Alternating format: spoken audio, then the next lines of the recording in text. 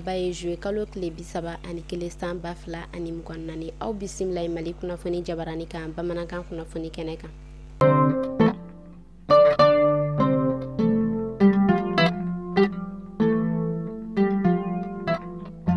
Kunnafoni daminɛna ka sanga ni an ka fanga tigilamɔgɔ ye kabi dɔgɔkun tɛmɛnen fɛn yɛrɛ kɔni an ka fanga tigilamɔgɔ olu yɛrɛ kɔni bɛ kari ɲɔgɔn na o kɔnɔna na fɔ kana se an bɛ wagati min na i n'a fɔ sisan nɔ o hukumu kɔnɔna na an ka fini tigilamɔgɔ ka kunnafoni di sopa dirpa ale bɔla ka kunnafoniya di ka yira k'a fɔ kabini infara olu yɛrɛ kɔni ka bingani wale o yɛrɛ kɔni kɔfɛ kana se fɔ tinzamatɛni ma ko an ka fanga tigilamɔgɔ caman olu yɛrɛ kɔni bɔnɛna u ni na o tɛmɛnen kɔfɛ kunu tarata don juwe kalo tile 30 san 2024 kɔnɔna na état-major général des armées a bɔla ka kunnafoniya di k'a yira k'a fɔ ko fɛn yɛrɛ kɔni ye AES finitigilamɔgɔw ye olu yɛrɛ kɔni bɔla kana dɛmɛ belebeleba ko o don an ka ba Maliba ye Tinzawatɛni ni ale marabolo kɔnɔna na a yirala k'a fɔ ko kunu u yɛrɛ kɔni frappe aérienne belebele kɛ yen nɔ min yɛrɛ kɔni kɛla sababu ye k'a to u yɛrɛ kɔni sera ka banbagaci caman ka olu bɔnɛ u ni na k'u bololafɛn caman ko o yɛrɛ kɔni tiɲɛ o tɛmɛnen kɔfɛ u tilala tuguni ka wele ko o yɛrɛ kɔni bila Tinzawatɛni ale marabolo maaw ma ko maa minnu ni olu yɛrɛ kɔni maga suru fanga tigilamɔgɔw ka yɔrɔ la k'u ma janya ka bɔ yen na dɔɔni ka sababuya kɛ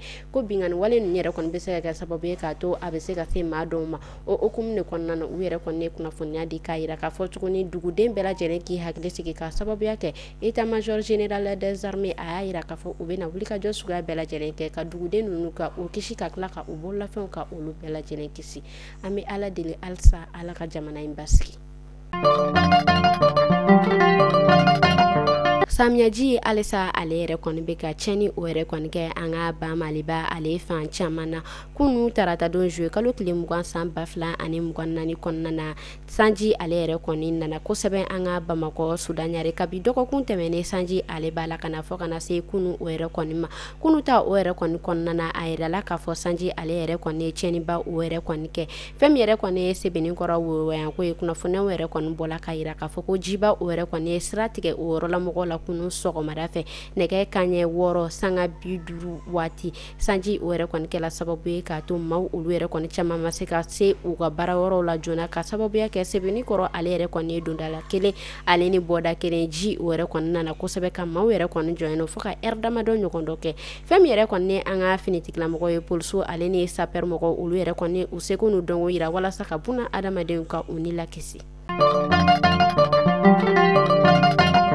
Alisa an bɛ to wagati ko kunnafoniyaw kɔnɔna na kabi dɔgɔkun tɛmɛnen tɛnɛn don juwe kalo tile 22 fɔ ka taa se juwe kalo tile 26 san 2024 ma sanji ale yɛrɛ fɛnɛ tilala ka cɛniba ka o yɛrɛ kɔni kɛ bilakaw olu fɛ yen nɔ min yɛrɛ kɔni kɛla sababu ye k'a to u yɛrɛ kɔni ka so caman ji don la u kɔnɔ ka tila ka so caman o yɛrɛ kɔni bi o hukumu de kɔnɔna na kunu tarata don juwe kalo tile 30 san 2024 kɔnɔna na an ka minisiri min bɛ yen nɔ ni ale ka baara o bɛnnen don kɛnɛya ko ma kolonɛla Asan Bajalo ale ni a baaraɲɔgɔn olu yɛrɛ kɔni bɔla ka u kunda segu ka kɛrɛnkɛrɛnnenya la bila ka taa bɔ yenkaw la ka taa a yɔrɔ kɛcogoya o yɛrɛ kɔni lajɛ maa minnu ni olu yɛrɛ kɔni ka so binna ani ji dɔ la maa minnu kan u yɛrɛ kɔni bɔla ka dɛmɛ belebeleba don olu ye dɛmɛ min yɛrɛ ni ale yɛrɛ kɔni valeur bɛ taa a yɛrɛ sɔrɔ $230 ɲɔgɔn kɔ la dɛmɛ in yɛrɛ kɔni bɛ ka kɛ kunba min kama o de ye maa minnu ni olu yɛrɛ kɔni touché-la kosɛbɛ u yɛrɛ kɔni bɛ se ka adamadenya o sɔrɔ kura ye dɛmɛ ninnu yɛrɛ kɔni kɔnɔna na fɛn min yɛrɛ kɔni tante ani basiw ale ni balofɛnw u yɛrɛ kɔni o caman di u ma.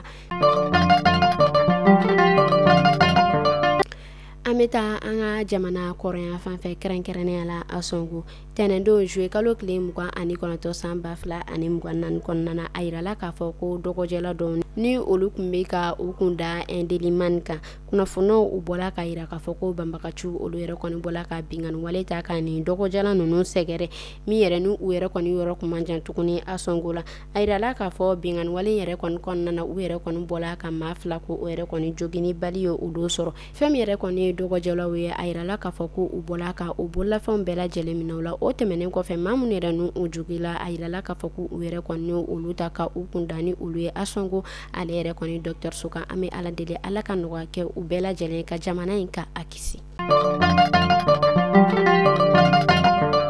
farikolo ɲɛnajɛ ale kunkanko la dɔgɔkun tɛmɛnen fɛn min yɛrɛ kɔni Jeux olympiques ye ale yɛrɛ kɔni dayɛlɛla Faransikaw olu fɛ yen nɔ a yirala k'a fɔ nin dɔgɔkun yɛrɛ kɔni na kunu tarata don juillet kalo tile 30 san 2024 kɔnɔna na kunnafoniya olu yɛrɛ kɔni bilala ko fɛn min yɛrɛ kɔni an ka ba Maliba ye ko ale yɛrɛ kɔni bɔla Jeux olympiques la ka sababuya kɛ ale yɛrɛ kɔni cila u ka épreuve caman na i n'a fɔ fɛn min yɛrɛ kɔni natation ye boxe ale ni ballontan.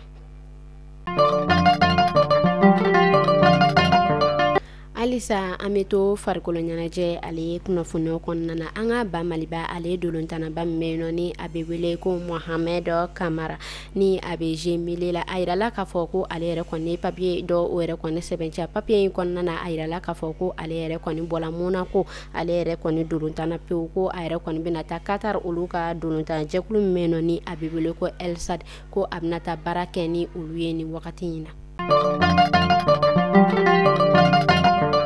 Tarata don juillet kalo tile 30 san 2024 o tun ye don sugantilen don min ni ale bɛ wele ko journée mondiale de lutte contre de la traite des personnes ni o de ye don ye don min ni ale bolo dannen don walasa fɛn min yɛrɛ kɔni binganni wale min ni ale bɛ kɛ ka ɲɛsin adamadenw ma o bɛ se ka kɛlɛ cogoya min na ala k'a fɔ ɲinɛta o yɛrɛ kɔni bɛnna n'a ye k'a sɔrɔ Mali ale yɛrɛ kɔni victime ye nin dantɛmɛ wale in na kɛrɛnkɛrɛnnenya la binkɛla maa minnu kan u yɛrɛ kɔni b'a la ka wele kɛ halisa walasa jɛkulu dɔ o yɛrɛ kɔni bɛ se ka sigi ka nin dantɛmɛ wale in ka ale bɔ an ka jamana kɔnɔna na.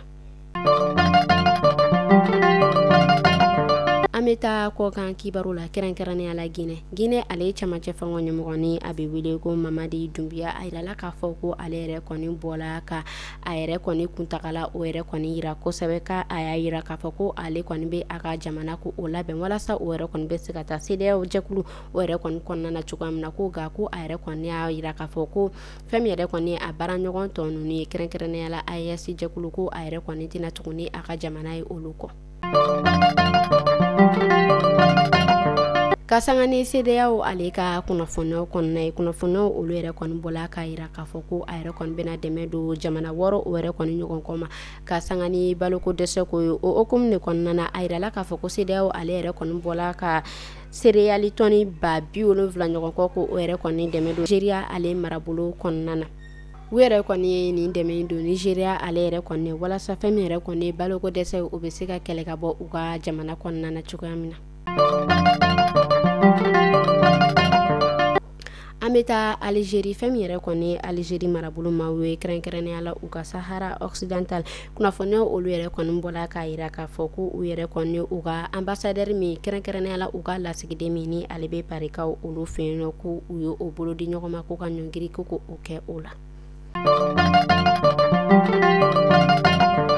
Kunnafoni kuncɛla Ismaïla Haniyeh ni ale ye Hamasikaw ka chef politique ni Palestine ale yɛrɛ kɔni premier ministre kɔrɔ ni a kɔni ka baara o kun bɛnnen u ka marabolo kɔnɔna na kosɛbɛ ni bɛn o yɛrɛ kɔni kun bɛ anu ka maa caman u ni ɲɔgɔn cɛ kunnafoniyaw olu yɛrɛ kɔni bɔla k'a yira k'a fɔ ko araba in yɛrɛ kɔni na ko u yɛrɛ kɔni bɔla ka ale faga an bɛ ala deli bada ne ma ala k'a di ani alisilamɛ su bɛɛ lajɛlen ma kan an yɛrɛ ɲɛ kan an ta don kɔnɔ. Ni ne kun bɛ dansigi kɛ bi kunnafoni na an ka foli bɛ an lamɛnbaga jɛkulu bɛɛ lajɛlen Mali kɔnɔ fɔ Mali kɔ kan aw kan bɛ sini ni ala man ka jɔn na.